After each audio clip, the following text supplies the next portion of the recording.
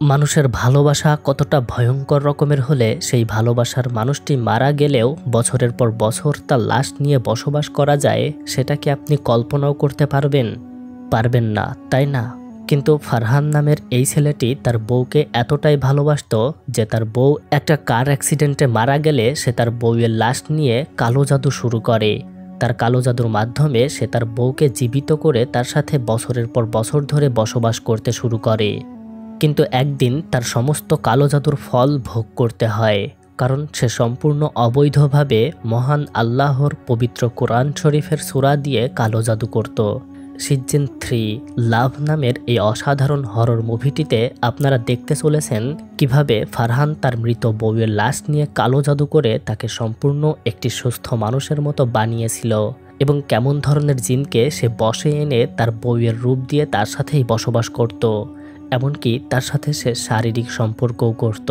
কিন্তু তারপর হঠাৎ করে তার সাথে কি কি ঘটেছিল, হ্যালো বন্ধুরা, এর চেয়ে ভালো কোনো কালো জাদুর মুভি আছে কি না আমার জানা নেই। আমি বাজি ধরে বলতে পারি এই মুভিটা দেখতে দেখতে আপনি বুঝতে পারবেন কালো জাদুর শক্তি কতটা ভয়ঙ্কর। তাহলে চলুন বেশি কথা না বলে শুরু করা যাক আমাদের আজকের মুভি সিজিন 3। মুভির শুরুতে আমরা সাদাত নামের একজন লোককে দেখতে পাই। সাদাত এবং তার বন্ধু ফারহান দুজনে মিলে একটি ফ্যাক্টরিতে চাকরি করে। তারা দুইজন ছোটবেলা থেকেই খুবই ভালো বন্ধু। সাদাতের কাদির নামের একটি বোন আছে। ফারহান তার বোন কাদিরকে বিয়ে করে সুন্দর সুখের সংসার করছিল। কিন্তু একদিন ফ্যাক্টরিতে ফারহানের অধীনে কাজ করা একটি লোককে সে ফ্যাক্টরির মধ্যে সিগারেট খেতে দেখে, আর এ কারণে লোকটি সে প্রচণ্ড বকা দেয় এবং তাকে চাকরি থেকে বের করে দেয়। লোকটি অনেক অনুনয় বিনয় করলেও ফারহান তাকে কোনোভাবেই ছাড়ে না। সেখানে ফারহানের বন্ধু সাদাত এসে লোকটিকে চাকরি থেকে বের করে দিতে নিষেধ করে, কিন্তু তারপরেও সে কিছুই শোনে না। সাদাত ফারহানকে বলে সে আগামীকাল সকালে তার বউ কাদিরকে নিয়ে এবং তার 10 বছরের ছেলে মাহমুদকে নিয়ে শহরে যাবে, কারণ তাদের একটি কাজ আছে। এটা বলে সে সেখান থেকে চলে যায়। এদিকে যাকে চাকরি থেকে বের করে দেওয়া হয়েছে সেই লোকটি পরিবারের চাপে খুবই বিষণ্ণ ছিল এবং তার প্রচুর ঋণ ছিল, আর এই কারণে সে বিষণ্ণভাবে এখানে ধূমপান করছিল। এখন যেহেতু তার চাকরি নেই, তাই সে আবারও বিষণ্ণতায় ভোগে এবং রাতের বেলা ওই কারখানার মধ্যেই সে নিজেকে শেষ করে দেয়। পরদিন সকালবেলা যখন সবাই কারখানার মধ্যে ওই লোকটির লাশ খুঁজে পায়, তখন সেখানে তার বউ এসে চিৎকার করে কাঁদতে থাকে। ফারহান মহিলাটিকে সান্ত্বনা দিতে আসলে মহিলাটি তাকে খুব বাজেভাবে অভিশাপ দেয় এবং বলে, এই কালো মাটির মতোই তোর জীবন অন্ধকারে ছেয়ে যাবে, তোর জীবনে এমন দুঃখ আসবে যা তুই কখনো কল্পনাও করতে পারবি না। কিন্তু ফারহান ওই মহিলাটির কোনো অভিশাপই কানে নেয় না। এদিকে ফারহানের বন্ধু সাদাত তার 10 বছরের ছেলে মাহমুদ এবং তার বোন অর্থাৎ ফারহানের স্ত্রী কাদিরকে নিয়ে শহরের দিকে যাচ্ছিল। তারা গাড়িতে গল্প করতে করতে যাচ্ছিল, কিন্তু সেই মুহূর্তে হঠাৎ করে তাদের বিরাট একটা অ্যাক্সিডেন্ট হয়ে যায়। আর এই অ্যাক্সিডেন্টের ফলে সাদাতের ছেলে মাহমুদের ব্রেন নষ্ট হয়ে যায় এবং সে পঙ্গু হয়ে বিছানায় পড়ে থাকে। এদিকে ওই দুর্ঘটনার পরে দেখা যায় ফারহান কাদিরের পাশে বসে বসে কাঁদছে, আর কাদিরকে দেখে মনে হয় তার আসলে কোনো স্মৃতিশক্তিই নেই, এমনকি তাকে এই পৃথিবীর কোনো মানুষ বলেই মনে হয় না। কাদিরের দিকে তাকিয়ে ফারহান তাদের পুরনো স্মৃতি মনে করে, তারা একসাথে কত রোমান্টিক সময় পার করেছে সেগুলো মনে করে, আর সে অঝরে কাঁদে। কিন্তু ফারহান কেন কাঁদছে এটার পিছনে সবচেয়ে বড় একটা টুইস্ট আছে, আর এই টুইস্ট মুভির মূল আকর্ষণ। মুভির শেষে এই টুইস্ট জানলে আপনি শুধু ভাববেন এটা আমি কি দেখলাম। ফারহান যখন কাদিরের দিকে তাকিয়ে এই সব কিছুই ভাবছিল, তখন হঠাৎ করে কাদির জেগে ওঠে, আর তার চোখে আলো লাগতেই সে এই আলো কোনোভাবেই সহ্য করতে পারে না, তবে ওই আলোটি নিভিয়ে দিলে সে আবারও শান্ত হয়। ফারহান কাদিরকে স্পর্শ করতে করতে বলে, আমাকে একা ফেলে ওভাবে চলে যাওয়ায় আমি খুব ভয় পেয়ে গিয়েছিলাম, তুমি আবারও ফিরে আসায় আমি আমার জীবনের সব কিছু ফিরে পেয়েছি। এদিকে সাদাতকে দেখা যায় সে রাতের বেলায় বাড়ির বাইরে বের হচ্ছে। আসলে ওই ভয়ঙ্কর দুর্ঘটনার পর থেকে সে আর রাতের বেলা ঘুমাতে পারে না, তাই মাঝে মাঝেই সে বাইরে তার স্ত্রীর কবরের পাশে গিয়ে কান্না করে। আর এদিকে ওই দিন রাতেই দেখা যায় সাদাত ফারহানের বাসার সামনে গিয়েছে, কিন্তু ফারহান তার সাথে কোনো কথা বলে না, সে তাকে দেখে জানালাটা আটকে দেয়। সাদাত সেখান থেকে ফিরে এসে তার ছেলের রুমে যায় তাকে দেখে আসার জন্য। কিন্তু হঠাৎ করে সে ওই ঘরের মধ্যে সবকিছু কাঁপতে দেখে আর নিচে ফ্লোরে অদ্ভুত আরবি হরফে কিছু লেখা দেখতে পায়। তবে কিছুক্ষণের মধ্যেই সেখানে তার মা চলে আসায় সবকিছু আবারও স্বাভাবিক হয়ে যায়। সে বুঝতে পারে তাদের বাসায় কোনো ভয়ঙ্কর জিনের আনাগোনা চলছে। এদিকে রাতের বেলা যখন ফারহান এবং তার স্ত্রী কাদির ঘুমিয়েছিল, তখন হঠাৎ করে কাদির তার পাশ থেকে উঠে নিচের তলায় চলে আসে। আর সেখানে একটা রুমের সামনে গিয়ে সে ওই রুমের দরজাটা হঠাৎ করে জোরে জোরে ধাক্কা দিয়ে খোলার চেষ্টা করে। ওই রুমের দরজায় অদ্ভুত কিছু জিনিস দিয়ে এবং কাদিরের হেজাব ও কাপড় দিয়ে একটা মানুষের অবয়বের মতো তৈরি করা ছিল। কাদির ওই দরজাটায় জোরে জোরে ধাক্কা দিতেই সেখানে অনেকগুলো জিন দেখতে পাওয়া যায় এবং তাদের বাড়ির আশপাশে বেশ কিছু জিন ঘোরাফেরা করতে শুরু করে। তাদের বাড়িতে এমন অদ্ভুত শব্দ শুনে ফারহানের ঘুম ভেঙে যায় আর সে এসে কাদিরকে থামিয়ে ফেলে এবং তাকে কঠোরভাবে নিষেধ করে দেয় সে যেন কখনো এই রুমের মধ্যে প্রবেশ না করে। তারপর সে আবারও কাদিরকে নিয়ে চলে যায় এবং তাকে ঘুম পাড়িয়ে দেয়। কাদিরকে ঘুম পাড়িয়ে দিয়ে ফারহান তার নিজের রুমে গিয়ে বেশ কিছু জিনিস দিয়ে অদ্ভুত কালো জাদুর মতো করে এবং সে কোরআনের আয়াত পড়তে থাকে। আগুন, কাঠকয়লা এবং কাদিরের ছবি দিয়ে সে কালো জাদু করছিল। আর তারপর বস্তায় সাদা গুঁড়ার মতো কিছু জিনিস নিয়ে এসে সে তাদের বাড়ির চারপাশটা ঘিরে দেয় যাতে কোনো প্রকার শয়তান বা খারাপ আত্মা এই বাড়িতে প্রবেশ করতে না পারে, অথবা হয়তো কেউ তাদের উপর আক্রমণ করার চেষ্টা করছে যারা তাদের ক্ষতি করছে, অথবা ফারহান উল্টো তাদের ক্ষতি করছে। বাড়ির বাইরে ওগুলো দিয়ে ঘেরা হয়ে গেলে ভিতরে এসে সে বাড়ির মধ্যে থাকা সমস্ত জীবজন্তুর ওপরে ওই সাদা জিনিসটি ছড়াতে শুরু করে যাতে করে কোনো জীবজন্তুর রূপ ধরে থাকা কোনো শয়তান এই বাড়িতে থাকতে না পারে। আর আপনারা নিশ্চয়ই ভালো করেই জানেন জিন বা শয়তান বিভিন্ন রকমের জীবজন্তুর আকার ধারণ করতে পারে। পরদিন সকালে দেখা যায় ফারহানের বাবা মা আলাদা একটি বাসায় থাকে, কিন্তু ফারহানের বৃদ্ধ মায়ের কানে সবসময় একটি খারাপ আত্মা কুমন্ত্রণা দিতে থাকে। ওই আত্মাটি তার মাকে সবসময় বলতে থাকে, কাদির তোমার ছেলেকে ধীরে ধীরে মেরে ফেলছে, তার জন্য তোমার ছেলের জীবনটা ধ্বংস হয়ে যাচ্ছে, সে তোমার ছেলের জীবনী শক্তি চুষে খাচ্ছে। এইসব সহ্য করতে না পেরে বৃদ্ধ মহিলাটি কাদেরকে মেরে ফেলার জন্য বাড়ি থেকে বের হয়ে যায়, কিন্তু ততক্ষণে তার হাজবেন্ড এসে তাকে থামিয়ে ফেলে এবং আবারও তাকে বাড়ির মধ্যে নিয়ে চলে যায়। এদিকে রাতের বেলা ফারহান বাসায় ফিরে তার স্ত্রী কাদিরকে একটি পারিবারিক ছবি দেখাচ্ছিল এবং সে তার বাবা মাকে চিনিয়ে দিচ্ছিল, কিন্তু সেই মুহূর্তে সে বাইরে প্রচণ্ড আওয়াজ শুনতে পায়। তখন সে জানালার কাছে গিয়ে দেখতে পায় কয়েকটা খারাপ আত্মা তার এবং তার মায়ের রূপ ধরে জানালার বাইরে দাঁড়িয়ে আছে। এগুলো আসলে কারা এসব কিছু বুঝতে পেরে ফারহান সেখান থেকে চলে আসে। আসলে ওরা সবাই ছিল জিন যারা ফারহানের বাড়িতে ঢোকার চেষ্টা করছিল, কিন্তু তারা ঢুকতে পারছিল না বলে বাইরে থেকে তার মনোযোগ আকর্ষণ করছিল। ওই জিনগুলোকে বাইরে দাঁড়িয়ে থাকতে দেখে কিছুক্ষণ পর ফারহান বাড়ির বাইরে বেরিয়ে এসে কবরস্থানের দিকে যায় এবং কিছুক্ষণ পর দেখা যায় সে একটা মৃত ছাগলকে কবর দিচ্ছে এবং সেই সাথে অদ্ভুত কাপড়ে কিছু একটা রেখে মাটিতে পুঁতে দিচ্ছে এবং কোরআনের আয়াত বা মন্ত্র পড়ছে।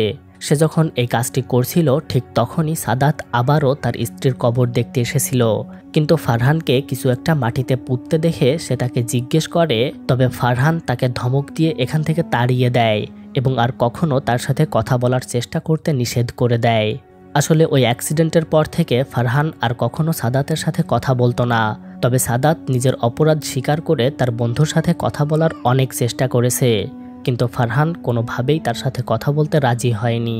সাদাত সেখান থেকে চলে যেতে যেতে দেখে একটা রক্তাক্ত ছাগল পাশে দাঁড়িয়ে আছে, কিন্তু এটা দেখে সে কিছুই বুঝতে পারে না। ফারহানের কাজ সমাপ্ত হলে সে নিজের বাড়িতে গিয়ে তার স্ত্রীকে ভালোবাসার কথা বলে এবং কাদিরকে সে বলে দেয় যতক্ষণ না সে বাড়িতে না আসে ততক্ষণ সে যেন কখনো বাড়ির বাইরে বের হয় না এবং কারোর সাথে কথা না বলে। ফারহান তার স্ত্রীকে প্রচণ্ড ভালোবাসতো আর সে এই কথাগুলোই তাকে বলছিল। কাদিরকে ঘুম পাড়িয়ে দিয়ে ফারহান আবারও নিজের রুমে এসে কাদিরের ছবি নিয়ে কালো জাদু করতে শুরু করে।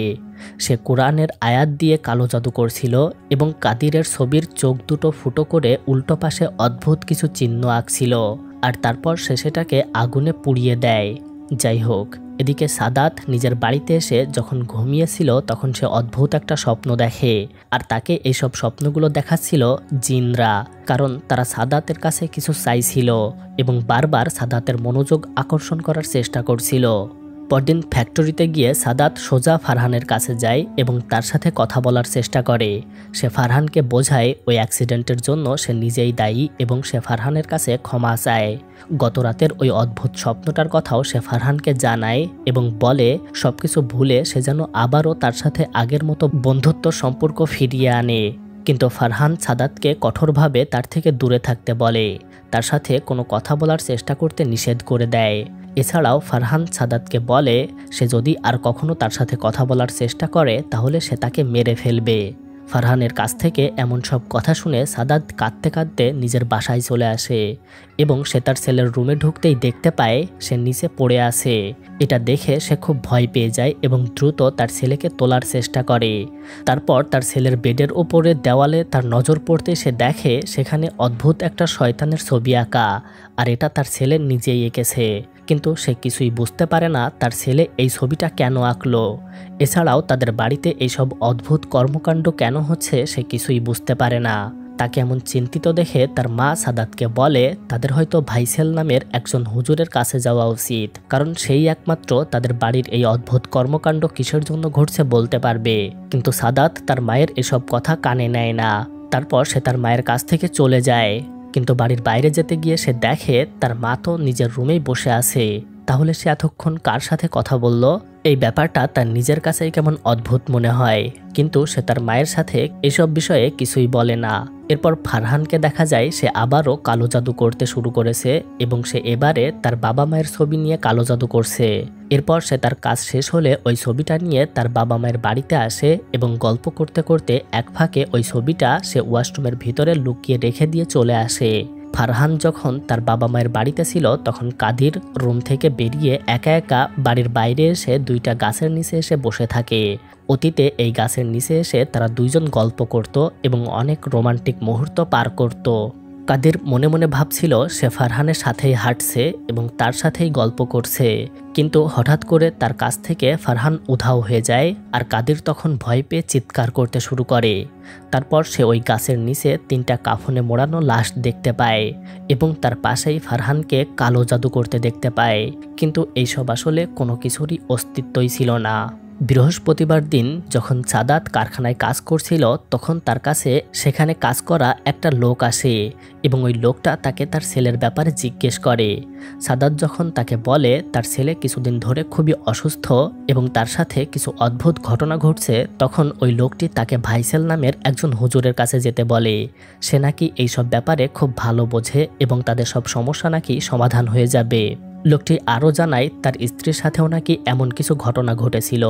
তখন সে তাকে ভাইসেল হুজুরের কাছে নিয়ে গেলে ধীরে ধীরে তার স্ত্রী সুস্থ হয়ে ওঠে। তাই ওই লোকটি সাদাতকে বলে তোমার ছেলেকে নিয়ে আমার স্ত্রীর সাথে দেখা করো, তাহলে সে ভাইসেল হুজুরের ব্যাপারে আরও কিছু জানাতে পারবে।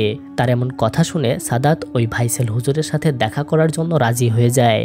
ফারহান একদিন বাড়িতে এসে দেখতে পায় কাদির তার সবচেয়ে পছন্দের পোশাকটি পরেছে আর এই পোশাক পরে তাকে অসাধারণ সুন্দরী লাগছে। ফারহান এই অবস্থায় তাকে দেখে তার প্রতি আরও ভালোবাসা প্রকাশ করে এবং তারা দুইজন একসাথে বেশ কিছুক্ষণ রোমান্স করে। তারপর একদিন সাদাত তার ছেলে মাহমুদকে নিয়ে ভাইসেল হুজুরের বাড়িতে আসে। সেখানে ভাইসেল হুজুর তাকে এবং তার ছেলেকে নিয়ে কোরআনের আয়াত পড়ে চিকিৎসা করতে শুরু করে। বেশ কিছুক্ষণ সে তার নিজের কার্যক্রম চালানোর পরে ভাইসেল হুজুর সাদাতকে বলে তুমি আমাকে চেনো না ঠিকই, কিন্তু আমি তোমাকে ঠিকই চিনি। আমি তোমাদের দুজনকে গতকাল এখানে আসতে দেখেছি, আসলে তারা আমাকে দেখিয়েছে। এরপরে সে সাদাতকে কোরআন শরীফের প্রথম সূরা ফাতিহা সম্পর্কে বেশ কিছু ফজিলত শোনায় এবং শেষমেশ সে তাকে বলে তোমার ছেলের ওপর জিন ভর করেছে, কারণ তারা তোমাকে দিয়ে কিছু একটা গুরুত্বপূর্ণ কাজ করিয়ে নিতে চায়। তাহলে তোমার ছেলেকে ছেড়ে দিয়ে তারা চলে যাবে এবং তারপর থেকেই তোমার ছেলে সম্পূর্ণ সুস্থ হয়ে যাবে এবং তোমাদের বাড়িতে ওইসব অদ্ভুত ঘটনাগুলো বন্ধ হয়ে যাবে। এইসব বিষয়ে বলে ভাইসেল হুজুর সাদাতকে বলে আজকের মতো তুমি এখান থেকে চলে যেতে পারো এবং সে আগামীকাল তাদের দুজনকে আবারও আসতে বলে। ভাইসেল হুজুর তাকে আরও বলে তারা তোমাকে দিয়ে ঠিক কী কাজ করিয়ে নিতে চায় সেটা আমাকে আগে জানতে হবে এবং অন্য আরেকজনের সাথে আমার এই বিষয়ে পরামর্শ করতে হবে। হুজুরের থেকে এমন কথা শুনে তারা দুইজন বাড়িতে চলে আসে। আর এদিকে ফারহানের সবকিছু আগের মতো স্বাভাবিক হয়ে যাচ্ছিল। কারণ কাদির তার কাছে সম্পূর্ণরূপে ফিরে এসেছিল। এই কারণে সে কাদিরের চুল আশ্রয় দিতে দিতে বলে, আগামীকাল আমি তোমার ভাই এবং তার ছেলেকে আমাদের বাসায় ডিনারের জন্য আমন্ত্রণ জানাবো এবং আমরা সবাই মিলে আগের মতো মজা করব, গল্প করব এবং সময় কাটাবো। আমি কালকেই ফ্যাক্টরিতে গিয়ে তোমার ভাইয়ের কাছে আমার করা ব্যবহারের জন্য ক্ষমা চাইব। পরদিন সকাল হলেই ফারহান ফ্যাক্টরিতে গিয়ে সাদাতের সাথে দেখা করে এবং তার কাছে ক্ষমা চায়, কারণ সে তার সাথে অনেক দুর্ব্যবহার করেছিল। এছাড়াও সে সাদাতকে বলে, আগামীকাল তুমি এবং তোমার ছেলে আমাদের বাসায় ডিনার করতে আসবে, আমরা আগের মতো সময় কাটাবো।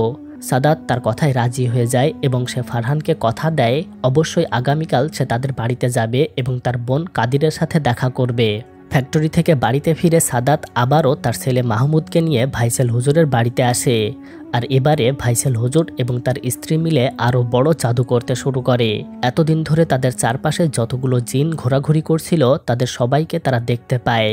আর অবশেষে ভাইসাল হুজুর সাদাতকে বড় একটি তামার টুকরো দিয়ে জানায়, এই তামার টুকরোর মতো আরও একটা টুকরো সেখানে আছে যেখানে তুমি প্রতি রাতে যাও কিন্তু ঢুকতে পারো না। তারা চাই তুমি ওখানে গিয়ে একটা কাজ করো, আজ রাতে ভোর অবধি তুমি মাহমুদের রুমে অপেক্ষা করবে আর তারপর ঠিক ভোরবেলা তুমি তোমার বোন কাদিরের বাড়িতে যাবে এবং সেখানে একটা গোপন কক্ষে তুমি এমন কিছু দেখতে পাবে যা তোমার জীবন পুরোপুরি পাল্টে দেবে, তোমার কল্পনা শক্তি ওলটপালট করে দিবে। সেখানে থাকা সবকিছু তুমি নষ্ট করে ফেলবে আর এই কাজটা করতে পারলেই তোমার কাজ সম্পূর্ণ হবে এবং তুমি এবং তোমার ছেলে মাহমুদ মুক্ত হয়ে যাবে। ওই দিন রাত হতেই ফারহানের মায়ের ওপর অনেকগুলো জিন ভর করে এবং তারা তাকে দিয়ে ফারহানের বাবাকে মেরে ফেলে। এছাড়াও তাদের বাড়ির সমস্ত জীবন্ত প্রাণীগুলোকে মেরে ফেলে।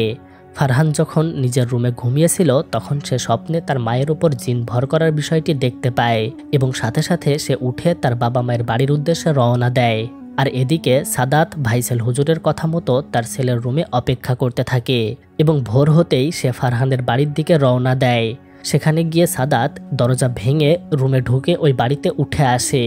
ঘরে ঢুকতেই সাদাত তার বোন কাদিরকে জীবিত অবস্থায় তার সামনেই দাঁড়িয়ে থাকতে দেখে, কিন্তু তাকে জীবিত থাকতে দেখে সে খুব ভয় পেয়ে যায় এবং কিছুই বুঝতে পারে না এসব কি ঘটছে, কারণ তার বোন তো বহুদিন আগে সেই গাড়ি দুর্ঘটনায় মারা গেছে। সে ফারহানকে ডাকতে ডাকতে ওই রুমটায় ঢুকে পড়ে, যে রুমে ঢুকতে ফারহান কাদিরকে কঠোরভাবে নিষেধ করে দিয়েছিল, কিন্তু সেখানে ঢুকতেই বিকট গন্ধে তার নাক পুড়ে যায়। আর তারপর সেখানে সে যা দেখতে পায় তাতে তার চোখ কপালে উঠে যায়। সে তার নিজের চোখকেই বিশ্বাস করতে পারে না। সেখানে সে ফারহানের কালো জাদু করার সমস্ত জিনিসপত্র দেখতে পায়।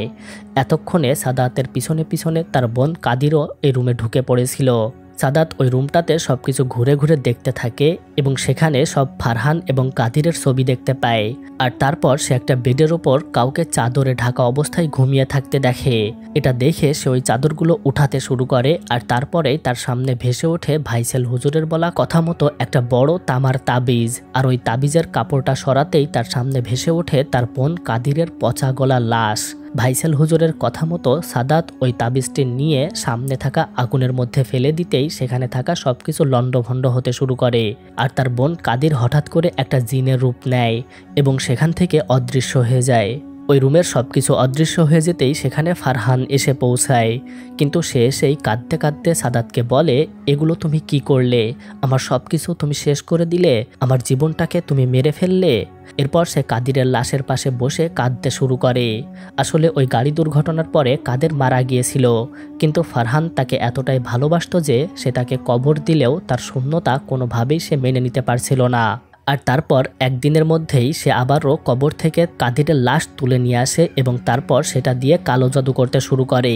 তারপর সে জিন ধরে নিয়ে এসে ওই জিনকে নিজের প্রিয়তমা স্ত্রীর রূপ দেয় এবং তার সাথেই সে বসবাস করতে শুরু করে। ওই জিনটাকে কাদিরের মতো দেখতে হলেও আসলে ওটা ছিল একটা জিন। সে চাইলেই এখান থেকে আর বের হতে পারছিল না, কিন্তু ওই জিনের পরিবারের সদস্যরা চাইছিল তাকে এখান থেকে মুক্ত করতে, তাই তারা বারবার ফারহানের বাড়িতে আক্রমণ করেও কোনোভাবেই কিছু করতে পারছিল না। তাই অবশেষে তারা সাদাতের এবং তার ছেলে মাহমুদের উপর ভর করে এবং তাদের দ্বারা এই কাজটি করিয়ে নিতে চাইছিল, যাতে কাদিরের রূপ ধরে থাকা ওই জিনটি মুক্তি পায়।